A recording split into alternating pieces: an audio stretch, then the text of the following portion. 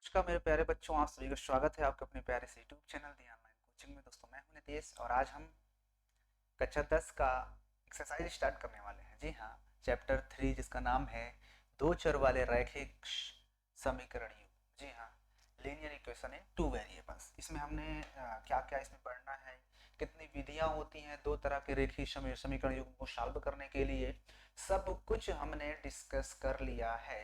और आज हम इसमें का पहला एक्सरसाइज मतलब कि 3.1 प्रश्नावली को हम करने वाले हैं। बहुत आसान है, बहुत छोटी है, सिर्फ 3 क्वेश्चन है। जी हाँ, 3 क्वेश्चन है।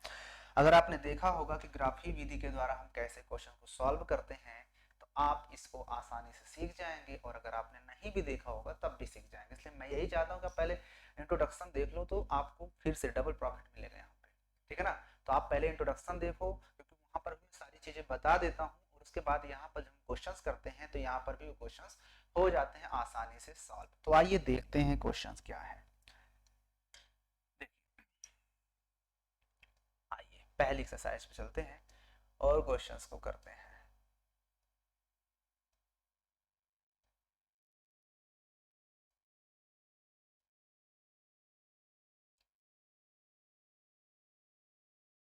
ये देखिए, ग्राफ पेपर के थ्रू हमें कैसे लाइंस को ड्रा करना होता है वो हम सीखेंगे आज। ये यहाँ पर ये क्वेश्चंस के थ्रू समझाया भी गया है इसमें। लेकिन आइए हम क्या करते हैं, क्वेश्चंस पे चलते हैं और वहां पर हम सीखते हैं।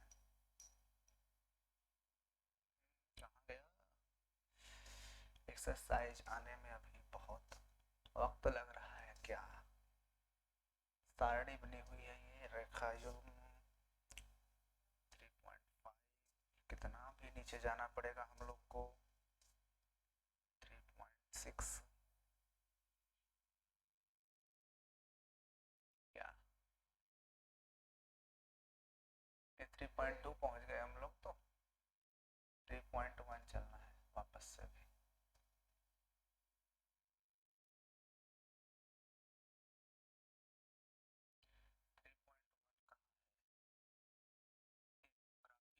इसका मतलब इसी के नीचे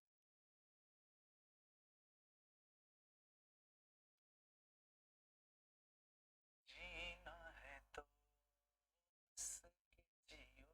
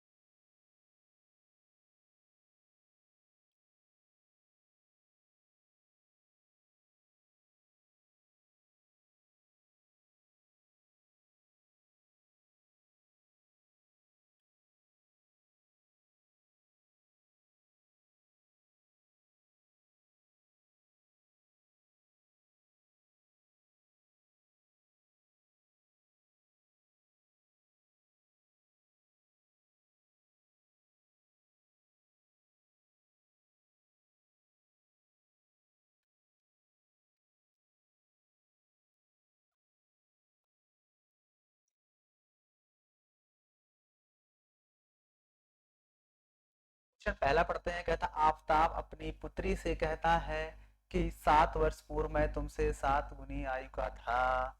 आफताब ने अपनी पुत्री से कहा कि मैं 7 साल पहले तुमसे 7 गुना था। अब से 3 वर्ष बाद, लेकिन अब जितना भी हूं मैं, अब से 3 साल बाद मैं तुम्हारी आयु का 3 गुना हो जाऊंगा। तो बताओ क्या मनोरंजक है? क्या यह मनोरंजक है? इस स्थिति में इस स्थिति को बीज गणितीय एवं ग्राफी रूपों में व्यक्त कीजिए। बहुत आसान है, ग्राफ में ड्रा करना है, ग्राफ के फॉर्म में बताना है। तो आइए बिना किसी देरी के इस क्वेश्चन को करते हैं। उसने ये कहा था कि आफताब की जो पुत्री है, आफताब अपनी पुत्री से कहता है कि 7 वर्ष पूर्व मैं तुमसे 7 गुनी आयु का था। कब? 7 वर्ष पूर्व। है ना। तो इस सिचुएशन में हमें पता है कि यहाँ पर 2 वेरिएबल्स वाले हम पढ़ रहे हैं, 2 चर वाले, तो हम दोनों को मानेंगे, एक को हम मान लेंगे कि x वर्ष का है, एक को हम मान लेंगे y वर्ष की है। तो ऐसे क्वेश्चन को जो हम सॉल्व करेंगे तो यहाँ पर हम मानेंगे 3 कौन सा था 3.1 प्रश्नावली है, कौन से कक्षा 10 की, कक्षा 10, ठीक है ना। तो पहला क्वेश्चन में वो जो करना था उसमें हमें मान लेंगे, क्या मान लेंगे, हम मान लेंगे कि माना आफताब की वर्तमान आयु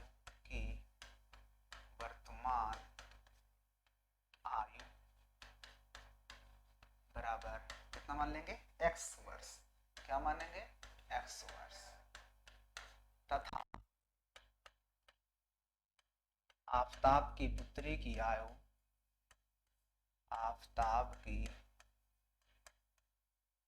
पुत्री की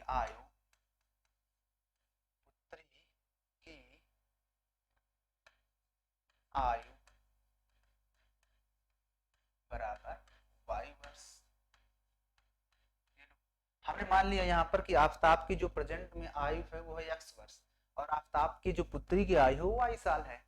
अब यहाँ पर लिखेंगे प्रश्नानुसार, यहाँ पर लिखेंगे प्रथम शर्तानुसार, क्या लिखेंगे, प्रथम शर्तानुसार,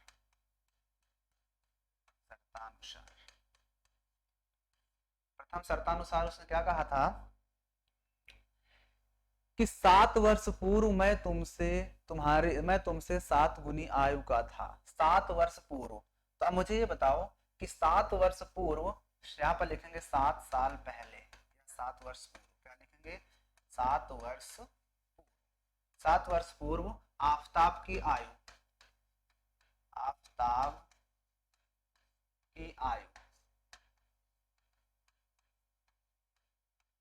7 वर्ष पूर्व आफताब की आयु कितनी हो जाएगी, तो अभी वो अगर x साल का है तो 7 साल पहले वो x माइनस 7 ईयर का रहा होगा, नहीं रहा होगा, बिल्कुल रहा होगा। तथा आफताब की पुत्री,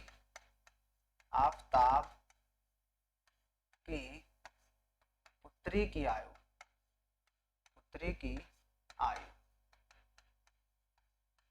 ठीक है ना, याद रखना।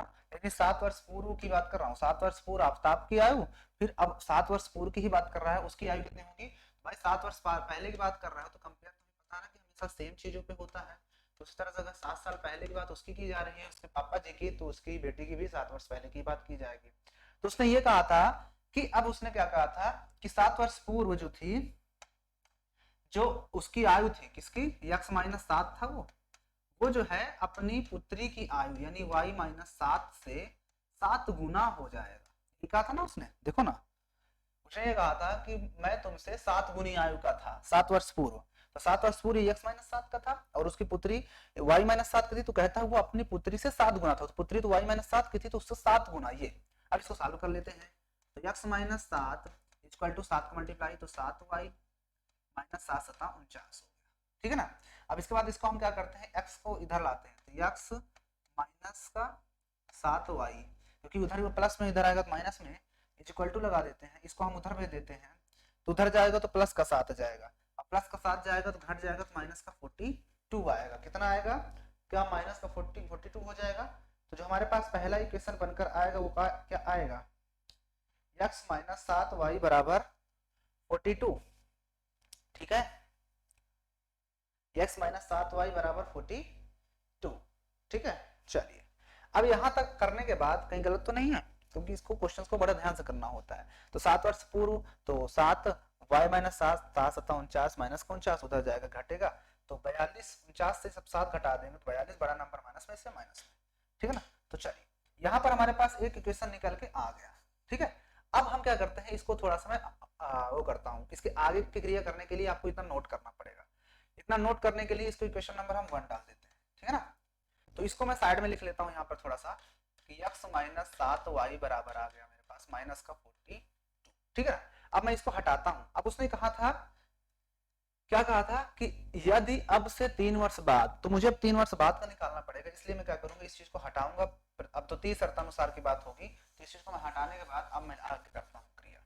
अब यहाँ पे लिखेंगे द्वितीय शर्तानुसार, क्या लिखेंगे, द्वितीय शर्तानुसार, द्वितीय शर्तानुसार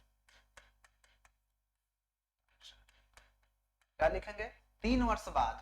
तो 3 वर्ष बाद जो होगा ये कितना हो जाएगा, x प्लस 3। अगर अभी प्रेजेंट टाइम में वो x का था तो 3 साल बाद x प्लस 3 होगा, और उसकी पुत्री जो होगी y प्लस 3 की हो जाएगी, हो जाएगी नहीं y प्लस 3 की। तो उसने ये कहा था कि अब वो 3 साल बाद जो उसकी आयु होगी अपनी आयु का, पुत्री की आयु का केवल 3 गुना आयु का रह जाएगा। तो पुत्री की आयु का वो 3 गुना हो जाएगा, तो यानी पुत्री की आयु 3 गुनी हो गई। तब यह हो जाएगा तुम्हारा भैया x plus 3 equal to 3y plus 3 3 9। इसको इधर ले आओ तो x माइनस का 3y इक्वल टू 9, ये उधर जाएगा तो माइनस का 3 हो जाएगा। तो यहाँ से आपके पास x माइनस 3y बराबर घटा दोगे तो 6 आ जाएगा। तो x माइनस 3y बराबर 6 आ जाएगा। आ गया, ये क्वेश्चन नंबर आपके पास हो गया। आपको यहाँ तक दिक्कत हुआ क्या? अब इसके आगे की जो क्रिया होगी उसको ग्राफ पेपर पर करना होगा। आप इसको देख लीजिए कैसे हमने 2 इक्वेशन बना लिए। अब 2 इक्वेशन बनाने के बाद मुझे क्या करना है, सब कुछ इसको हटाना पड़ेगा। आपने नोट कर लिया होगा सारा कुछ, मैं इसको पूरा हटाता हूं।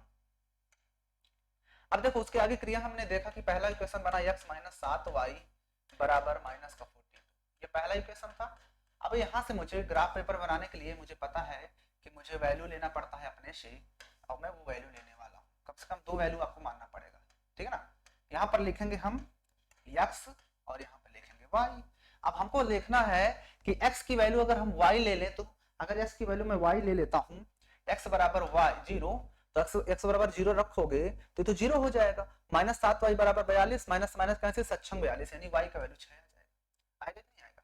आपको ऐसी वैल्यू मानना है कि अपान में ना जाए, पॉइंट में ना आए, आपको सीधा सीधा वैल्यू एक होल नंबर आना चाहिए, ठीक है ना। इसके बाद अगर मैं एक काम और कर सकता हूँ कि अगर मैं x का वैल्यू 7 ले लूँ, x बराबर मैं अगर 7 ले लूँ तो 7 होगा, और ये 7 उधर जाएगा तो इसमें क्या होगा, 7 घटेगा। यानी अगर मैं x का वैल्यू 7 ले रहा हूँ तो यहाँ पर हो जाएगा आपका 7 और माइनस का 7y बराबर माइनस का 42। तो माइनस का 7y बराबर ये 42 उधर जाएगा तो माइनस का 42 और माइनस का 7, यानी कि माइनस का 7y बराबर आपके पास आ जाएगा माइनस का 49। माइनस माइनस का 7 7 49, यानी y का वैल्यू भी 7 आएगा। y का वैल्यू भी 7 आएगा या नहीं आएगा, आप लोग बताइए। y का वैल्यू 7 आएगा ना। उसके बाद देखो इतना काम करने के बाद अब आपको दूसरा इक्वेशन डालना होगा। अब इसके बाद दूसरा इक्वेशन लिखना होगा, कौन सा, ये वाला। क्या था इक्वेशन कि x माइनस 3y बराबर 6 था, ये इक्वेशन नंबर 2 था। इसके लिए भी आपको टेबल बनाना पड़ेगा, इसके लिए भी आपको टेबल बनाना ही पड़ेगा, और 2 वैल्यू आपको लेना है कम से कम। चाहो तो 3 ले सकते हो, लेकिन मैं आपको ज्यादा बड़ा ना हो, आप 2 पर भी करके आप आंसर निकाल सकते हो, ठीक है ना। तो हम इसको क्या मानते हैं, अब यहाँ पर मैं भी कुछ वैल्यू ले लेता हूँ। अगर यहाँ पे x है, यहाँ पे y है। अब मैं x का वैल्यू अगर 0 लेता हूँ, अगर x बराबर मैंने 0 रख दिया, x बराबर अगर मैं 0 ले रहा हूँ तो ये माइनस का 3 बचेगा, उधर जाएगा तो 3 दूना 6, यानी कि माइनस का 2 ये होगा कि नहीं होगा। और अगर मैं y बराबर 0 लेता हूँ, अगर मैं y बराबर 0 था, अगर मैंने y बराबर 0 ले लिया तो देखो y बराबर 0 पूरा 0 तो x बराबर 6 आ जाएगा निकल के। आएगा कि नहीं आएगा, आप लोग मुझे बताइए, आप लोग कमेंट करके बताइए ये चीज समझ में आई कि नहीं। आ गया यहाँ तक, यहाँ तक आपको समझ में आया नहीं समझ में आया। अब इसके बाद ये जो 2 इक्वेशन बने हैं, इन्हीं की हेल्प से हमें x और y का वैल्यू बताना है, वही होगा ग्राफ पेपर पे रिप्रेजेंट करना। वैसे उसने पूछा नहीं है, सिर्फ ग्राफ पेपर पे हमको रिप्रेजेंट करने के लिए कहा था। पहला उसने कहा बीजगणितीय रूप में, तो यही तो बीजगणितीय रूप में प्रेजेंट हो गए थे दोनों।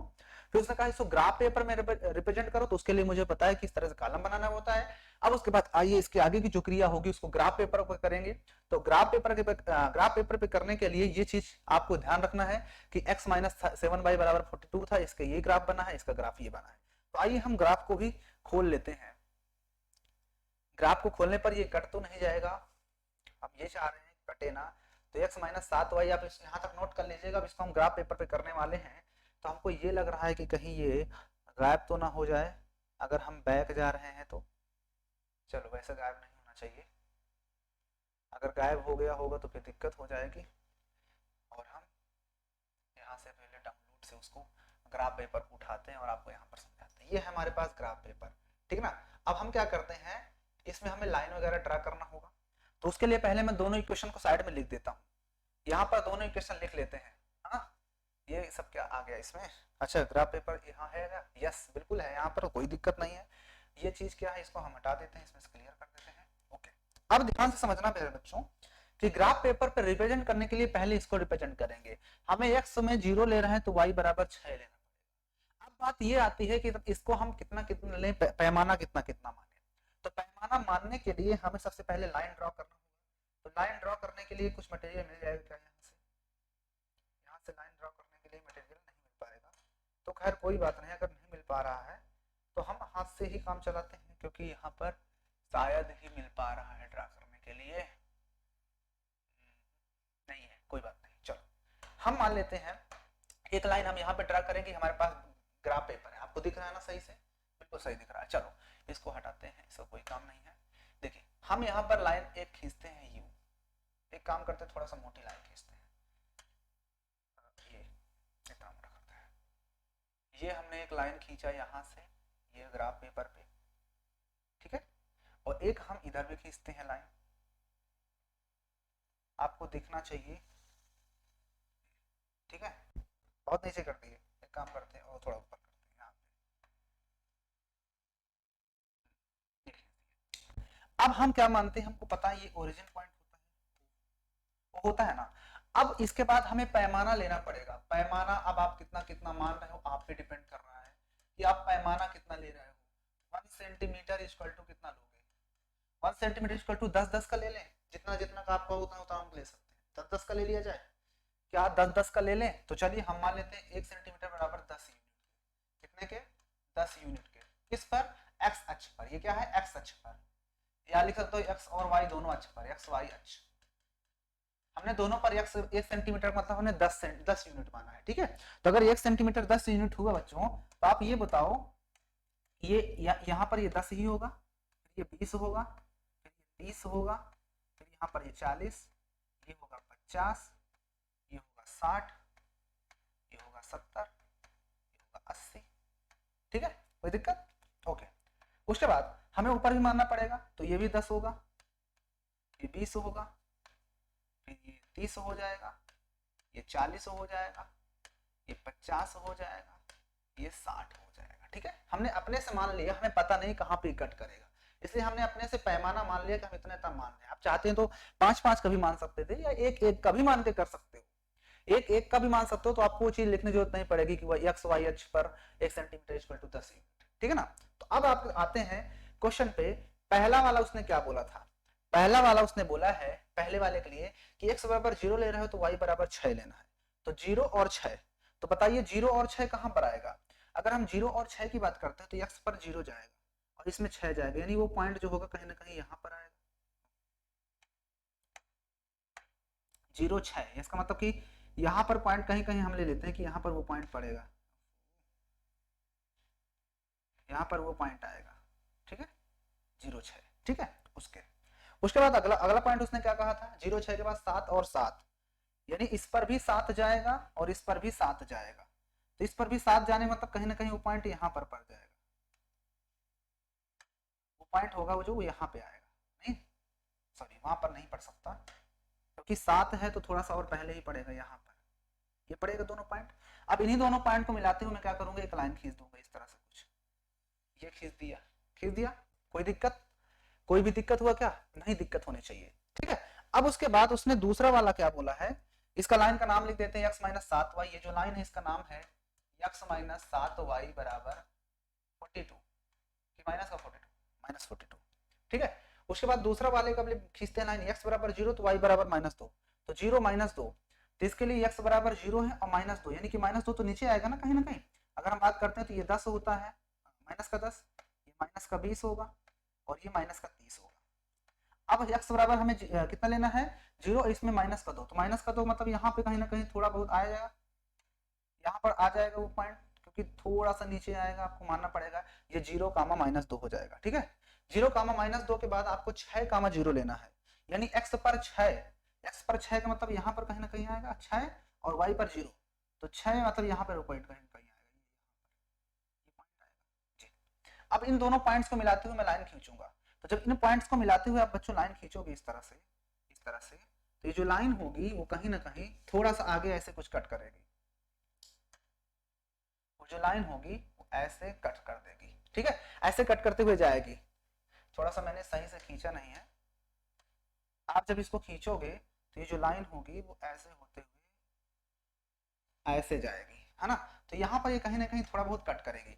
तो जहां पर ये कट करेगी बच्चों, वो एक्स पर आप देख सकते हो इधर 40 थोड़ा सा दूर यानी कि 42 पर जा रहा है लमसम, और उधर से आपको देख रहा है तो 12 तक जाएगा, क्योंकि ये जो होगा 10 से थोड़ा ऊपर जाएगा। अब हमने थोड़ा सा सही से पैमाना बनाया नहीं है, इस वजह से ये चीज हो रहा है, बाकी ये चीज हमको निकालना ही नहीं था, हमने सिर्फ लाइन को ड्रा करना था, हमें सिर्फ लाइन को ड्रा करके दिखाना था कि ये पॉइंट कहां पर पड़ेगा, इसलिए हमने लाइन को दिखा दिया। और ये चीज उसने नहीं पूछा था कि एक्स और वाई की एग्जैक्ट वैल्यू बताओ, उसने सिर्फ ये बताया था कि ग्राफ पेपर पे खींचो। तो जब आप ग्राफ पेपर पे खींचोगे तो आपको सिर्फ लाइन खींच देना है, इसके वैल्यू नहीं पूछा था, तो लाइन इसको नहीं लिखना है आपको, ठीक है। लेकिन ये जो कट करता है तो कहीं ना कहीं 40 थोड़ा आगे और इधर 10 से थोड़ा सा ऊपर 12 पे कट करता है। तो यहाँ पर यानी कहने मतलब कुछ ना कुछ ऐसे कट करना चाहिए था इसको। ये लाइन जो है थोड़ा सा कम सही गई है। एक काम करता हूँ, मैं लाइन खींचूंगा तो गड़बड़ हो जाएगा, फिर से मिटाना पड़ेगा पूरा, इसलिए मैं क्या करता हूँ, आपको समझना है इस बात को, इसको 42 और 12 पे कट करेगा, यानी थोड़ा सा ऊपर, यानी कहीं ना कहीं यहाँ पे कट करना चाहिए था इसको। ये दोनों लाइन यहाँ पे कट करती, ठीक है ना, यहाँ पे कट करती, लेकिन ये जो ऊपर वाली लाइन है थोड़ा और झुकी हुई जानी चाहिए थी। और इसका नहीं, आप इस लाइन का भी आप नाम लिख दो कि क्या था इस लाइन का नाम, x minus 3y equal to 6, x minus 3y, इस लाइन का नाम था x minus 3y equal to 6। बस इस तरह लिख देना है और ग्राफ को दिखा देना है, ठीक है ना। कोई दिक्कत नहीं, कोई दिक्कत नहीं होनी चाहिए थी, आपको समझ में आ गया होगा, ठीक है ना, आपने नोट कर लिया होगा। आइए मैं इसको दूसरे मेथड से भी दिखा देता हूँ। आप अगर नहीं मानना चाहते हैं इस तरह से, पैमाना आप एक को एक ही रहना चाहता है तो एक को एक ही रहने दीजिए, तब भी आपका ग्राफ सही है। आप इसको 0 लेंगे, इसको आप 1 मान रहे हैं, आगे 2 मानेंगे, आगे 3 मानेंगे, आगे 4 मानेंगे, फिर 5 हो गई है, ये 6 होगा, ये 6 कैसे हो गया, इतना दूर कैसे बन गया, ये 6 होगा, है ना, फिर ये 7 होगा, और ये 8 होगा, ये 9 होगा। ऊपर जा रहे हैं आप तो ये 1 होगा, ये 2 होगा, ये 3 पे कट रहा है, ये 4 पे होगा, ये 5 पे होगा, ये 6 पे होगा, ये 7 पे होगा। नीचे आओगे तो ये होगा आपका माइनस का 1, ये होगा माइनस का 2, ये होगा माइनस का 3, ये होगा माइनस का 4। इस तरह से आपको दिखा देना है। चलिए अब देखो, पहला उसने क्या कहा था कि x बराबर 0 तो y बराबर 6 लेना है, 0 6। तो आप बता सकते हो ना 0 6 कहाँ पे आएगा, बताइए 0 6 कहाँ पे आएगा, 0 इसमें 6 इसमें, तो यानी यहाँ पे पॉइंट आएगा, ये पॉइंट होगा 0 6, ठीक है, 0 6 हो गया। अब 0 6 के बाद हमको लेना है 7 7, 7 और 7, इसमें भी 7 और इसमें भी 7, यानी कहने का मतलब ये वाला जो पॉइंट आएगा वो कहीं ना कहीं यहाँ पर आएगा, ये पॉइंट होगा ना, पॉइंट ये। बस इन्हीं दोनों पॉइंट्स को मिलाते हुए आपको लाइन इस तरह से ड्रा कर देना है, खींच दिए, ओके। इस बार हमने पैमाना में वही लिया कि 1 सेंटीमीटर इक्वल टू 1 यूनिट ही है, ठीक है। उसके बाद इस लाइन का नाम भी लिख दो, क्या थी लाइन का नाम, x माइनस 7y बराबर माइनस का 42, ठीक है, ओके। उसके बाद अब दूसरी लाइन खींचना है हमको, तो अब दूसरे के लिए दूसरा ग्राफ बनाना है, 0 माइनस 2, तो 0 माइनस 2, तो अब बताइए 0 माइनस 2 की अगर बात हो रही है तो 0 यहाँ पर माइनस 2, तो यहाँ पर ये माइनस 2, यानी कि वो पॉइंट यहाँ पर आएगा, आएगा 0 माइनस 2, ठीक है। 0 माइनस 2 के बाद आपको देखना है 6 कामा 0, तो 6 कामा 0 यानी 6, x पे 6 और 0, तो ये 6 कामा 0 ये पॉइंट है। अब इन दोनों पॉइंट्स को मिलाते हुए मैं एक लाइन खींचूंगा, जो कि लाइन ऐसे जाएगी, ये होते हुए ऐसे। अब आप ये देखोगे बच्चों कि ये लाइन आगे जाएगी, ये लाइन भी आगे जाएगी, तो कहीं ना कहीं एक पॉइंट ऐसा मिलेगा जहां पे कट करेगी, वो पॉइंट है 42 12। तो अभी देखो 9 10 11 42 कितना आगे मिलेगा, और इसमें ये 12 जो होगा इसके ऊपर, तो आगे वहां कहीं जाकर कट करेंगे, जो कि मेरे ब्लैक बोर्ड में आ ही नहीं पाएगा, ठीक है ना। तो इसका मतलब ये हुआ कि ये भी ग्राफ सही है, आप इसका भी नाम लिख देना, क्या नाम था, x minus 3y equal to 6 था, यही था ना, x minus 3y equal to 6, बस हो गया। सिर्फ ग्राफ ही बनाना था, हमने ग्राफ बना दिया, सिंपल है। आप ये वाला बना तो ये भी सही है, क्योंकि उसने ये नहीं कहा था कि एग्जैक्ट वैल्यू बताओ, सिर्फ उसने कहा था ग्राफी विधि, ग्राफ में इसको व्यक्त कीजिए और बीजीय गणित में भी व्यक्त कीजिए। तो बीज गणित ये हो गया और इसका ग्राफ पेपर में हमने ड्रा कर दिया। उम्मीद है आपको समझ में आ गया। आइए बिना किसी देरी के चलते हैं नेक्स्ट क्वेश्चन पे। अब आते हैं नेक्स्ट क्वेश्चन पे। आइए सेकंड क्वेश्चन हो चुका है। अब इसके बाद आइए अगला क्वेश्चन क्या कह रहा था उसको भी देख लेते हैं। अगला क्वेश्चन के लिए फिर से हमें बुक खोलना पड़ेगा अपने पेज को, फिर से वहां जाना पड़ेगा क्वेश्चन को लेने, यहाँ पे आना पड़ेगा ऐसे, उसके बाद हमें यहाँ जाना होता है, फिर 10th में जाएंगे, यहाँ पर पीडीएफ हमें खोलना पड़ेगा जिसका नाम है 103। 103 के बाद वो क्वेश्चन खुल गया क्वेश्चन, इतना अच्छा इस बार मुझे खोलना नहीं पड़ा। चलो ये है दूसरा, कहता है क्रिकेट के एक टीम ने एक कोच में कितने 3900 में 3 बल्ले और 6 गेंदें खरीदी। यानी कोई क्रिकेट कोच था, उसने क्या किया था, 3900 रुपए में उसे 3 बल्ले मिले और 6 गेंद मिल गई। तो कहता है बाद में उसे और बल्ला तथा उसको एक प्रकार की 3 गेंदें खरीदनी थी, तो उसने भी क्या किया, इस चीजों को ढूंढा। अब ग्राफ पेपर फिर से मुझे ढूंढना पड़ेगा, फिर से लाना पड़ेगा यहाँ पे, कोई बात नहीं।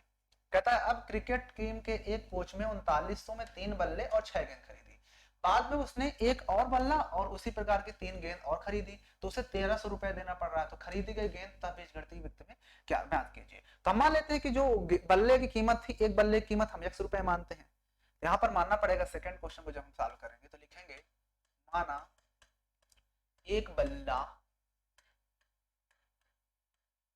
की कीमत बराबर ₹X, ठीक है, तथा एक गेंद की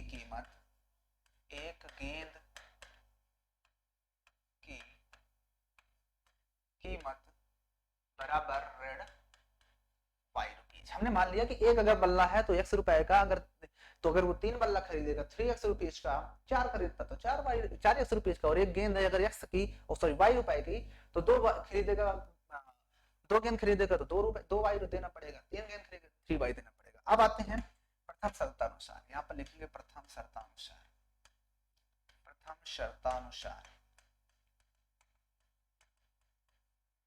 उसने ये कहा था, क्या कहा था कि उसने 3 बल्ला तथा 6 गेंद एक साथ खरीदी।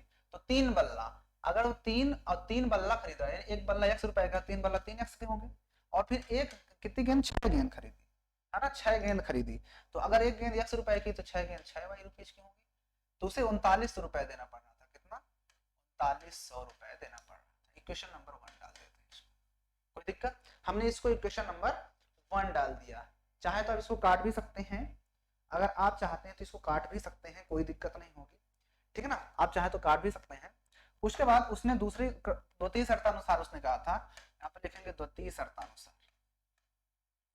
देखो इसको ग्राफ पेपर में ड्रा करना है, एक काम करते हैं हम, द्वितीय शर्त लिखने से पहले इसका हम ग्राफ पेपर यहीं पे ड्रा कर लेते हैं ऐसे, क्योंकि हमें पता है कि ड्रा करना ही पड़ेगा, बार बार लिखना पड़ेगा, इससे अच्छा छोटा कर देते हैं क्वेश्चन को और हम इसे ऐसे यहीं पे ग्राफ ड्रा कर लेते हैं। अब हम इसको मान लेते हैं कि ये x है और ये y है। अब x का वैल्यू हम 0 लेते हैं, अगर हम x का वैल्यू 0 ले लेते हैं, अगर x का वैल्यू हम 0 ले लेते हैं बच्चों, x बराबर 0, तो y बराबर कितना आएगा, x 0, तो ये 6 इधर डिवाइड में जाएगा, तो 3900 को जब हम डिवाइड कर देंगे 6 से, तो कितने से कटेगा, 6 से, 6 छंग 36, 37 38 39, 3 हासिल, 6 5 30, यानी 650 आ जाएगा, 650 हो जाएगा। कोई दिक्कत? यहाँ तक कोई दिक्कत हुआ क्या, बताइए, यहाँ तक कोई दिक्कत हुआ क्या? ओके। अब उसके बाद देखो ध्यान से, इतना करने के बाद आपको ध्यान देना है कि अब क्या माने, अगर मैं x की वैल्यू 13 मानता, तो 13 से 3900, 3900 से 3900 चला जाएगा, तो y की वैल्यू 0 आ जाएगी, नहीं आएगी y की 0, यानी या यूं कह लो कि अगर y की वैल्यू हमने 0 माना, तो y की वैल्यू अगर 0 होगी तो फिर 0, और ये 3 डिवाइड में जाएगा तो 13 3900 होता है, तो ये 1300 आ जाएगा यहाँ पर। बताइए आया कि नहीं? एक हमने बना लिया। अब उसके बाद द्वितीय शर्तानुसार अब लिखो द्वितीय शर्तानुसार, उसने द्वितीय शर्तानुसार क्या कहा था? द्वितीय शर्तानुसार उसने ये कहा था कि उसने क्या खरीदा है कि उसने एक बल्ला, और अब एक बल्ला कितने रुपए का है, ₹X का, तो X हो जाएगा प्लस, और कितने गेंद, और उसी प्रकार की 3 गेंदें और खरीदा, तो 3 गेंद मतलब 3Y हो जाएगा, तो कितने रुपए देना पड़ रहा था, ₹1300। क्या ₹1300 ही था? यस। तो अब ये इक्वेशन बन गया सेकंड, ये इक्वेशन सेकंड। इसके लिए भी ग्राफ बना देते हैं यहीं पे, आइए ग्राफ पेपर में ड्रा कर लेते हैं इसको भी, ये खींचा और यहाँ पे x लिखेंगे, यहाँ पे y लिखेंगे। अब आप अगर x की वैल्यू कितनी ले लें, 0, y की वैल्यू 0 ले लेते हैं, अगर हम y की वैल्यू 0 ले लेते हैं तो हमारे पास निकल के आ जाएगा आंसर, है ना। अब या x की वैल्यू हम कितना ले लें, 400, एक काम करो x की वैल्यू 100 ले लो, x की वैल्यू आपने 100 ले लिया, तो 100 उधर जाएगा तो 1200 बचेगा, घट जाएगा, अच्छा 3 चौके 12 यानी कि ये ₹400 हो जाएगा, 400 आ जाएगा इसका वैल्यू। अब y की वैल्यू 0 रख दो, y 0, तो x की वैल्यू सीधा सीधा कितनी हो जाएगी, 1300 आएगी, पर इतना बड़ा आएगा नंबर, 1300 आ जाएगा। अब जब 1300 आ जाएगा तो हमें इसे भी पेपर पे ड्रा करना होगा और इसको भी क्वेश्चन को सॉल्व करना होगा, तो आओ इसको भी पेपर पे ड्रा करते हैं। इसके लिए आपको ये इक्वेशन ध्यान रखना है, यहाँ तक तो हो चुका, अब इन्हीं दोनों को ग्राफ पे ड्रा करना है और बताना है। आंसर इससे नहीं पूछा कि आंसर कितना आएगा एग्जैक्ट, इसने सिर्फ ड्राफ्ट पेपर पे ड्रा करने के लिए कहा है, इसलिए आपको इतना टेंशन नहीं लेना कि एक्स और वाई का वैल्यू कितना आएगा। और अगर एक्स और वाई की वैल्यू निकालना भी है तो मैंने आपको बताया था प्रतिस्थापन विधि, उससे आप कर सकते हो। अगर आपने देखा है क्या इंट्रोडक्शन वीडियो, नहीं देखा है तो अभी आपको अभी फिर मिलेगा, ठीक है ना। तो आइए ये दोनों को हमको पेपर पे ड्रा करना है, मतलब ग्राफ पेपर पे। तो मुझे फिर वही काम करना पड़ेगा भैया, यहाँ पे आकर के मुझे यहाँ जा करके मुझे डाउनलोड पे जा करके मुझे ग्राफ को उठाना पड़ेगा यहाँ से, ये अब यहाँ पर ड्रा करना होगा। अब ड्रा करने के लिए फिर से वही काम करना होगा, इसको पहले डिलीट करना होगा, एक लाइन इधर से खींचना होगा थोड़ा सा मोटा, ये मैंने खींचा, और एक मुझे इधर से भी खींचना पड़ेगा यूं। अब इसमें क्या है, इसमें पैमाना मानना पड़ेगा भाई, क्योंकि हमारे पास जो इक्वेशन थे देख सकते हो आप, एक इतना बड़ा x बराबर 0 है तो y बराबर 650 जाना है। अब 650 तक जाना कितना कठिन है, हम कितना लंबा खींचेंगे, इसलिए हम पैमाना मानेंगे। क्या मानेंगे, यहाँ पे पैमाना, यहाँ पे लिखेंगे पैमाना। पैमाना हमारा क्या है, x अक्ष पर, x अक्ष पर तथा y अक्ष पर, हम दोनों पे मान रहे हैं, x अक्ष पर और y अक्ष पर, दोनों पर क्या मानेंगे कि 1 सेंटीमीटर जो होगा वो 100 यूनिट के बराबर होगा। कितने के, 100 यूनिट मानेंगे।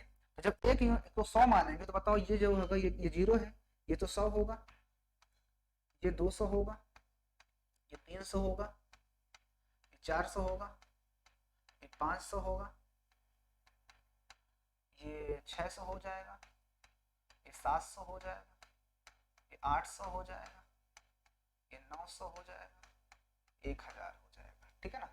इसी तरह से इसमें मान लेते हैं, ये 100 है, ये 200 है, ये भैया 300 है, ये 400 है, ये 500 है, ये 600 है, ये 700 है, ठीक है ना। इस तरह से पैमाना मान लेंगे तो थोड़ा छोटा हो जाएगा और इसी में आंसर निकलने की संभावना जताई जा सकती है, ठीक है ना। अब यहाँ तक करने के बाद अब आपको जो जो हमारे पास दिया था चीजों को इसमें रखते हुए हम लाइन खींचेंगे तो ये कहीं ना कहीं जा करके कट करेगा, क्या किसी ना किसी को कट करेगा। इसमें और आगे थोड़ा बढ़ाना पड़ सकता है, 1100, फिर ये 1200, फिर ये 1300, है ना, और ये वाला आपका 1400 हो जाएगा, ठीक है ना। चलो कोई बात नहीं। अब हम देखते हैं पहला इक्वेशन था क्या। पहले वाले के अगर हम लाइन खींचे तो x बराबर 0 y बराबर 650, तो x बराबर 0 y बराबर 650, x बराबर 0 y बराबर 650, यानी कि 50-50 का गैप चल रहा है, जो बीच में होगा यही होगा हमारा क्या, यही वाला जो पॉइंट होगा ये होगा हमारा 650। ये मैंने थोड़ा सा ऐसे कर दिया, ठीक है, ओके। उसके बाद दूसरा क्या है, अब y बराबर 0 तो उसमें 1300 जा रहा है, y बराबर 0 तो y बराबर 0, y में 0 लेना है तो ये 1300 इसमें जाएगा, तो 1300 ये यहाँ। अब मुझे इन्हीं दोनों को मिला देना है, मिलाने के लिए यहाँ पर कुछ चीजें अवेलेबल नहीं, इसलिए मुझे हाथ से ही मिलाना पड़ेगा ऐसे। तो मैं ऐसे कुछ लाइन खींचता हूँ जो कि यहाँ से होकर जाएगी, खींच दिया, ओके। इस लाइन का नाम लिख देते हैं, क्या थी इस लाइन का नाम, 3x plus 6y, 3x plus 6y, 3x plus 6y equal to 3900, ठीक है, ओके। उसके बाद आते हैं दूसरी वाली लाइन, क्या कहती है, x प्लस 3y बराबर 1300 के लिए मुझे लाइन खींचना पड़ेगा। तो देखो यहाँ पर क्या दिया हुआ है कि x बराबर 100 लो तो y बराबर 400 जाना पड़ता है, x बराबर 100 लो यानी x में 100 लो तो y बराबर 400 जाना पड़ता है। अच्छा इसमें 100 लो तो इसमें 400 जाना पड़ता है, मतलब ये पॉइंट यहाँ पर आएगा, जो पॉइंट होगा वो यहाँ पे पॉइंट आएगा, ये वाला पॉइंट, है ना, क्योंकि x बराबर 100 तो y बराबर 400, ठीक है। अब उसके बाद उसने कहा था x बराबर 1300 जाना, 1300 इधर जाना उधर 0, तो 1300 0 इधर, 1300 और 0 यानी कि जो नेक्स्ट वाला पॉइंट आएगा इसके लिए वो भी 1300 और 0 यहीं पर आएगा, क्योंकि ऊपर वाले में भी एक पॉइंट ऐसा ही आया था क्या, 1300 0, इसमें देखो 1300 0, यानी जो सेकंड पॉइंट होगा वो यहाँ पर रहेगा। तो यानी कि ये लाइन जो होगी ऐसे होते हुए यहाँ से होते हुए निकल जाएगी। तो मैं एक ऐसे लाइन कुछ खींचता हूँ, ऐसे ऐसे होते हुए ये जाएगी, पहले ही कर गए, ऐसे खींचा, ये जाएगा ऐसे राइट। अब आप ध्यान से देखोगे इसमें जो हमारा डायरेक्ट एक पॉइंट मिल गया था, इसका नाम था, क्या था नाम, उसका नाम ये था कि 1300 0, तो 1300 जो 0 पॉइंट आया बच्चों ये वाला पॉइंट है, वो दोनों में आ रहा है, यानी ये जो पॉइंट आया वो 1300 और कामा 0 है, दिख रहा है,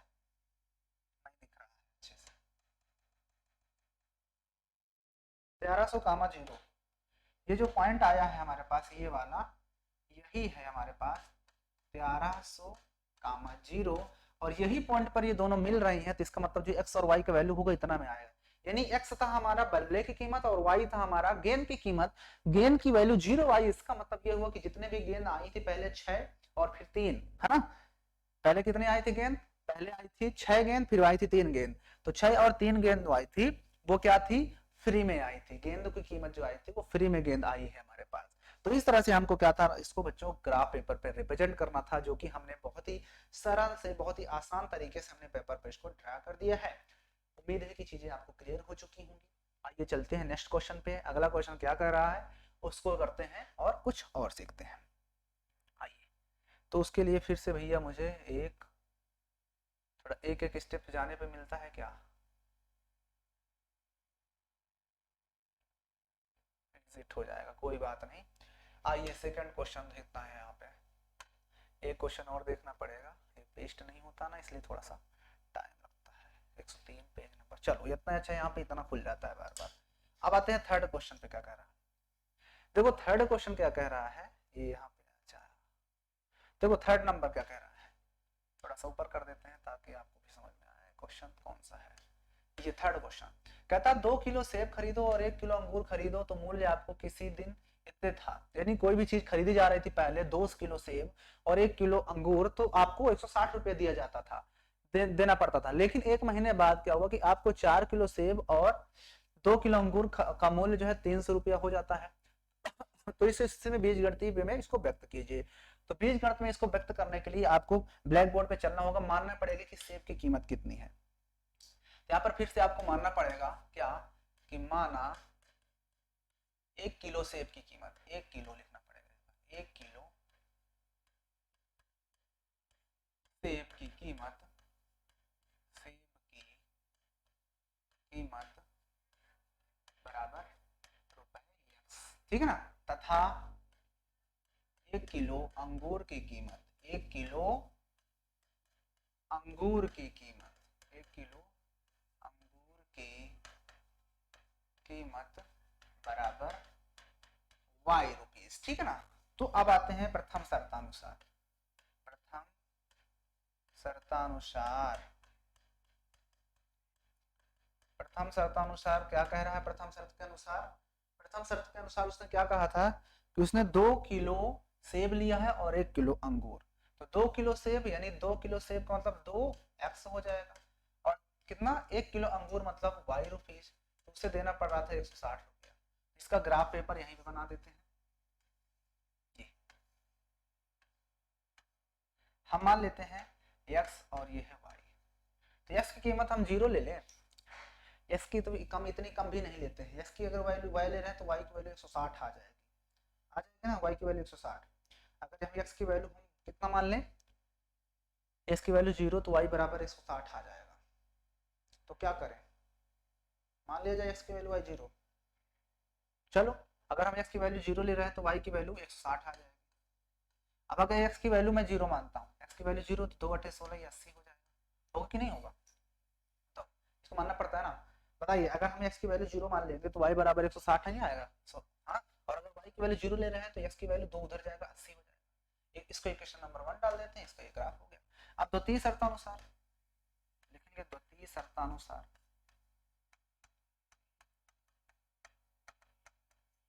द्वितीय शर्तानुसार उसने द्वितीय शर्तानुसार क्या कहा था, इस बार उसने क्या किया, 4 किलो सेब लिया और 2 किलो अंगूर लिया है। 4 किलो सेब यानी कि 4x हो जाएगा, 2 किलो अंगूर यानी कि 2y है, तो उसे पैसा कितना देना पड़ता है, 300 रुपए शायद, यस 300 रुपए, 300 रुपए। चाहो तो आप इसे सरल भी कर सकते हो कट पिट करके, लेकिन मत करो, कोई दिक्कत नहीं, बिना कट पिट किए भी हमारा आंसर आ रहा है, तो हम क्यों कट पिट किए। ये मिलाया, हमने मान लिया इसको x है, वही काम करना है, x की वैल्यू 0 लेते हैं। अगर हमने x की वैल्यू 0 ले लिया, x की वैल्यू 0, तो 2 उधर जाएगा, 150 बचेगा, यानी x की वैल्यू 0 लिए तो ये 150 आ जाएगा, नहीं आएगा 150, क्योंकि x की वैल्यू 0 तो पूरा 0, और 2y बराबर 300 आएगा, 2 उधर डिवाइड में जाएगा, 150 बचेगा, ठीक है। अब क्या करते हैं, अब x की वैल्यू हम कितना ले लें, या y की वैल्यू 0 ले लो, y की वैल्यू 0 ले लें, बताइए क्या कर रहे हैं, वाई की वैल्यू 0 ले लें। आप पे डिपेंड है, आप भैया कुछ भी मान सकते हो, बस इतना ध्यान रखना है कि आपको होल नंबर लाना है, डिवाइड उसमें नहीं आना चाहिए कि पॉइंट में आ जाए, दिक्कत आप ही को होगी। तो अगर मैं y बराबर 0 लेता हूँ तो ये 0, ये 4 उधर जाएगा, तो 4 सते 28, 4 पंचे 20, यानी कि 75 आ जाएगा। ये दो ग्राफ हमने फिर से बना लिया। इसी को हमें फिर से पेपर पे ड्रॉ करना है और इसको दिखाना है कि ग्राफ जो होगा वो किस तरह से जाएगा। तो फिर से चलो ग्राफ लेके आते हैं यहीं पे।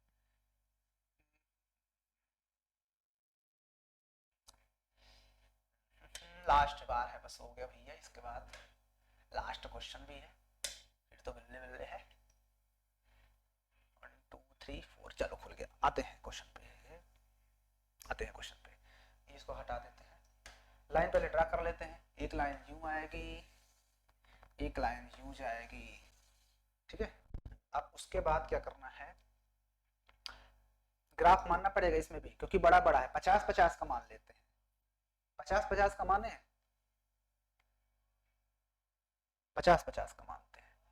तो अगर हम 50 50 का मानते हैं, मान लेते हैं यहाँ पे पैमाना हम मान लेते हैं, पैमाना मानेंगे एक्स वाई अक्ष पर, एक्स वाई अक्ष पर क्या कि 1 सेंटीमीटर जो है वो 50 यूनिट के बराबर है।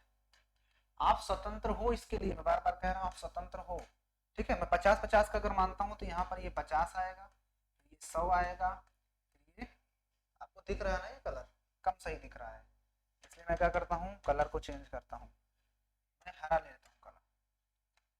0 होगा तो यहाँ पर ये 50 लेते हैं, फिर 100 लेते हैं, फिर 150 होगा यहाँ पर, फिर ये 200 हो जाएगा, फिर ये 250 हो जाएगा, फिर ये वाला आपका जो होगा वो 300 हो जाएगा।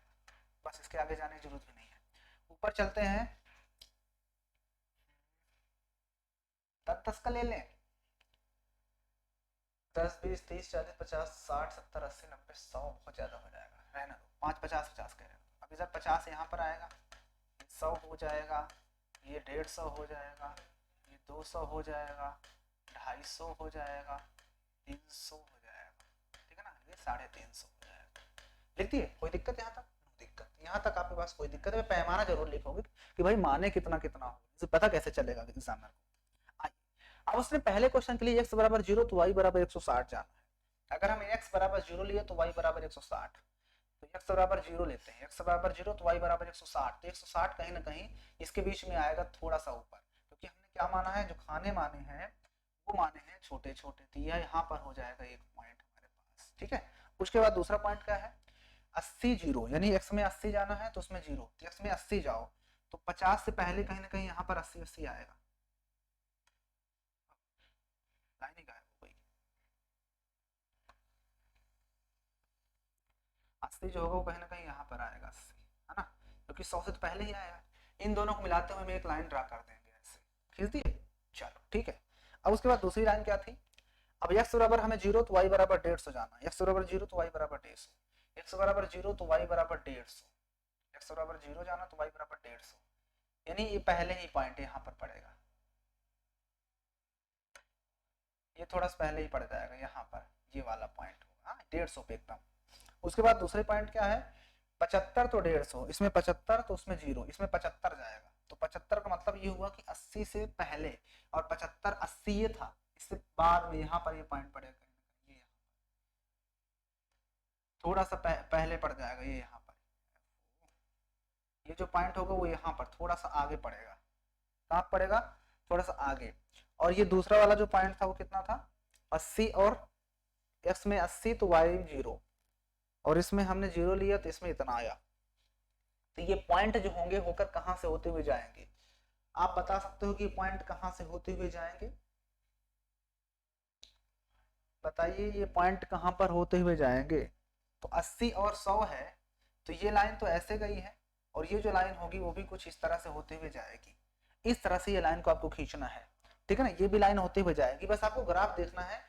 अब ये मैं अपने से पैमाना लिया हूं, अपने से मैं सोच के बनाया हूं, हाथ से बनाया हूं, इसलिए हो सकता है कहीं गलती हो गई हो इसमें, लेकिन आप इसको जब एग्जैक्ट कॉपी पे बनाओगे अपने से पैमाना लेकर के, तो ये लाइन एकदम सीधी जब खींचोगे तो कहीं ना कहीं ये कट करेगा। अब इसने वैल्यू यहाँ पर नहीं पूछा, इसलिए क्वेश्चन आपका गलत नहीं है। अगर ये वैल्यू पूछता है एक्स और वाई की, तो मैंने तरीका बताया था कि आपको प्रतिस्थापन से लगाकर बता देना आंसर, बस यहाँ पर ग्राफ खींचना, तो वो हमने ग्राफ कर खींच करके दिखा दिया कि किस तरह से ये ग्राफ जाएगा। ये जो ग्राफ है वो किस तरह से ये ग्राफ जाएगा, बताइए। यहाँ तक आपको कोई दिक्कत हुआ हो तो आप पूछ सकते हो बहुत आसानी से, बताइए। इस तरह से इन सभी ग्राफ को हमें खींचना था, अपने से खींचना था। आप चाहते तो इसमें 150 था, 100 का गैप ले सकते थे, या 2 को मान लेते, इतना पूरा 100, 50 ना लिखते, 100 का लिखते। अगर मान चलो इसी ग्राफ को आपको ड्रा करना होता तो आप ऐसे भी ड्रा कर सकते थे, आप इस ग्राफ को ऐसे भी ड्रा कर सकते थे। कैसे कि आप यहाँ पे ऐसे ले लेते लाइन, ये ले लिए लाइन, और इधर भी आपने ले लिया।